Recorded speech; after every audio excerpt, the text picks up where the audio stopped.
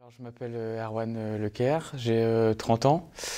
Alors, j'étais pas trop destiné à faire du cidre, même si je suis originaire du milieu agricole. Quand même, mon père et mon frère ont une exploitation, enfin, ont des vaches laitières à Plouaret, donc pas très loin, à 20 minutes d'ici. Donc, j'ai grandi à Plouaret, en fait, donc à 20 minutes d'ici, de Plouégat-Guérand. Mes études, donc j'ai fait un bac général.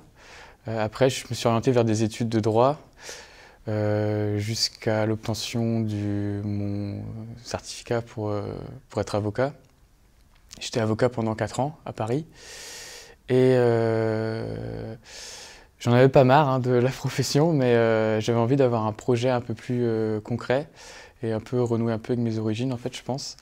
Et ça faisait 2-3 ans que je pensais à revenir dans le coin, enfin dans le Trégor, et créer une activité ou reprendre une activité. Et en fait, le site c'est venu assez naturellement, assez rapidement, parce qu'on en faisait sur l'exploitation de mes parents, enfin de mon père avec mon grand-père. Et donc voilà, j'ai fait une petite formation il y a plus d'un an maintenant. Ça m'a bien plu. J'ai cherché des vergers. Et en cherchant des vergers, je suis tombé sur la cidrerie ici qui était à vendre. J'ai appelé l'ancien gérant, donc Alain Ameury. Et on a sympathisé assez rapidement. Et je suis venu assez rapidement au mois de mai pour visiter la cidrerie. Et j'y suis depuis le mois de septembre. Et depuis le mois de décembre, du coup, j'ai racheté la cidrerie. Je vais parler un peu plus de la cidrerie du coup. Donc elle est située à Plouégat-Guérand. Il y a 6 hectares de vergers quasiment. C'est du verger principalement haute tige. Donc il y a deux types de vergers, c'est des vergers haute tige ou basse tige. Le haute tige c'est vraiment le verger traditionnel avec l'arbre, avec le pommier avec un tronc assez long. Ça vit à peu près entre 50 et 60 ans. La cidrerie a été créée en 2001, les vergers plantés en 95. Donc il y a un décalage parce qu'en fait les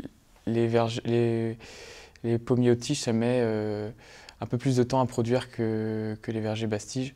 Donc il n'a pas tout de suite commencé à produire du cidre, la cidrerie. Enfin la cidrerie n'a pas a produit, enfin si a commencé à produire en 2001, mais les vergers ont commencé à produire au bout de 6-7 ans, quoi. Donc voilà. C'est pour ça qu'il y a eu un décalage entre la création et la plantation des vergers. Ici, on produit 3 sortes de cidre. Donc un cidre brut, un demi-sec et un doux. On produit aussi de l'eau de vie de cidre, du chou-chêne, donc du mou de pomme. Et donc, le mou de pomme, c'est le jus de pomme avec du miel et fermenté pendant 3 à 4 mois.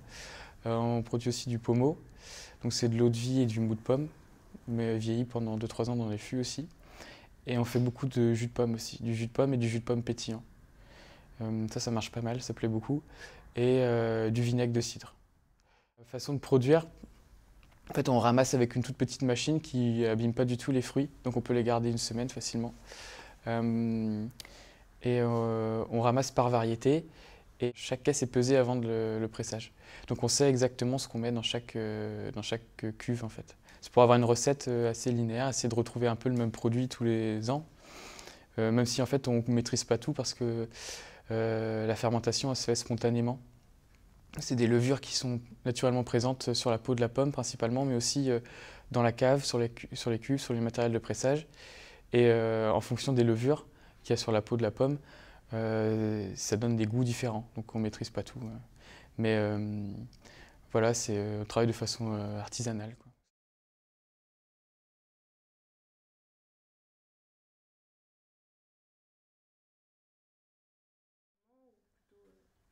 Alors on a la chance d'avoir une boutique à la cidrerie et d'avoir une route assez passante en bas de la cidrerie.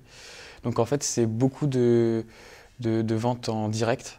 C'est à peu près, ça représente 80% des ventes. Euh, Après on revend principalement à des revendeurs locaux, entre Lannion et Morlaix, beaucoup. Moi j'ai repris du coup il n'y a pas très longtemps. L'idée c'est de développer encore parce que l'outil de production ici permettrait de faire beaucoup plus de bouteilles de cidre. L'idée c'est de développer sur Brest, bien sûr Morlaix aussi, Lannion un peu plus aussi. Donc développer des vendeurs locaux et continuer à la boutique qui fonctionne très bien. La cidrerie vend à certains revendeurs qui vendent des légumes, donc qui ont des magasins sur Plouigneau. Et il y a des sites internet aussi qui revendent en direct, donc les paniers du Trégor ici à Plouégat. Donc on travaille avec eux aussi.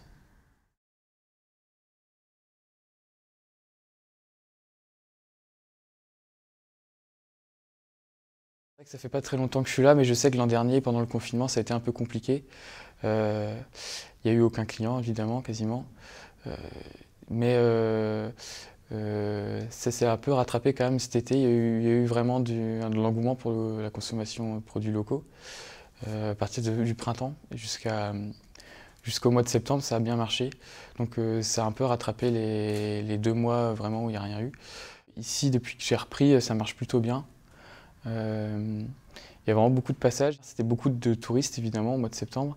Mais depuis octobre-novembre, il y a vraiment énormément de locaux et c'est pas mal parce que ça on crée du lien avec les gens du coin. Et c'est sympa de discuter un peu de tout en fait. Parce qu'ils sont vraiment intéressés en plus parce que tout le monde me dit ah oui, mon grand-père faisait du cidre ou on le faisait aussi. Du coup, je leur fais visiter. Ils disent bon, que c'est un peu plus moderne que ce qu'ils faisaient, mais c'est sympa d'échanger sur un produit local où tout le monde arrive à s'identifier en fait au cidre comme tout le monde en faisait, ou toutes les exploitations en faisaient quasiment avant en tout cas.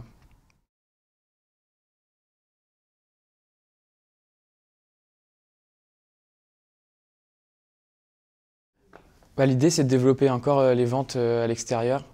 Euh, Moi quand j'ai repris la cidrerie, c'était vraiment l'idée c'était de développer les bars et les restaurants, parce il en avait plus beaucoup en vente. Du coup, sous le format 33 centilitres, des petites bouteilles. Donc on en a fait pas mal, on les voit juste derrière là. Essayer de démarcher après quand elles seront bonnes à consommer, parce que on les a mis en bouteille il y a un mois, elles seront bonnes à consommer dans un mois et demi, 2 mois. Donc quand ça réouvrira, on espère créer des contacts avec les revendeurs, enfin les bars en local, entre Plestin, Lannion, Morlaix, La Côte, Carantec, tout ça. Ce serait vraiment pas mal. Voilà. Ça, c'est vraiment l'idée de développer, continuer à développer la boutique ici qui marche bien. Les gens sont demandeurs de produits nouveaux, donc essayer de développer une gamme peut-être de cidre, d'autres cidres ou même d'autres produits à base de cidre, comme ouais, des pommeaux ou des genres de choses. Voilà, enfin des apéritifs à base de cidre, comme on dit.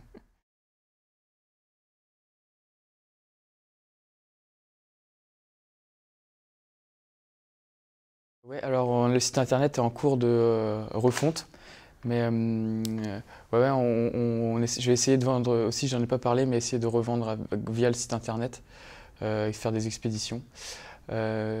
Alors, on a aussi ben, sur les réseaux sociaux, on a un compte Instagram, un compte Facebook.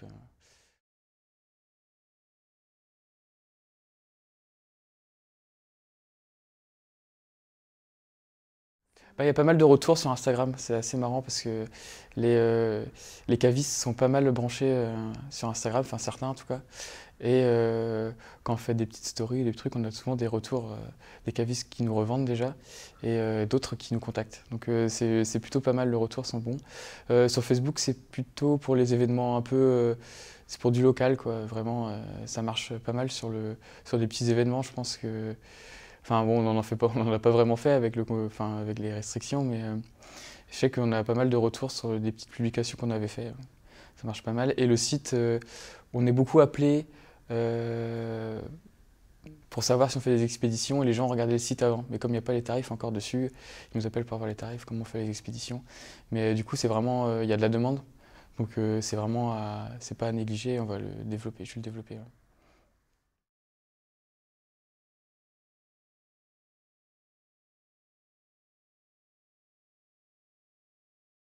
Je voulais remercier peut-être Alain et Monique pour la, l'outil qu'ils ont laissé. C'est vraiment un super outil de production.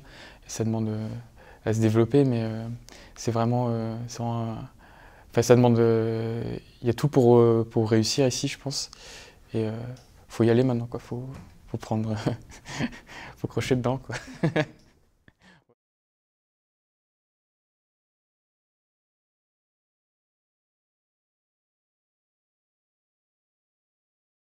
En fait, on ramasse par variété. donc dans des caisses, et on baigne la caisse ici là, et c'est un bac rempli d'eau. Donc on les a lavés préalablement, hein, les pommes. Et ça, c'est un convoyeur à pommes, donc les pommes elles passent là, elles sont prises là-dedans, elles sont envoyées là-haut, elles sont broyées. Elles sont broyées. Et du coup, elles tombent là-dedans. Ça s'appelle un conquet. Et il y a à peu près 5 tonnes de pommes qui sont réceptionnées ici. Après, on laisse cuver entre 1 et 2 heures. Ça favorise le pressage. Enfin, on a des rendements un peu plus intéressants au jus. Et c'est plus facile d'avoir une bonne fermentation quand on laisse fermenter. Et ça favorise. Enfin, on a une belle couleur aussi après. Le cidre. Il tombe dans un bac collecteur de jus en fait. Et avec une pompe, on envoie tous les jus dans la cave qui est là. Enfin, dans la cave, dans les cuves. Et les cuves qui sont dans la cave. Hop.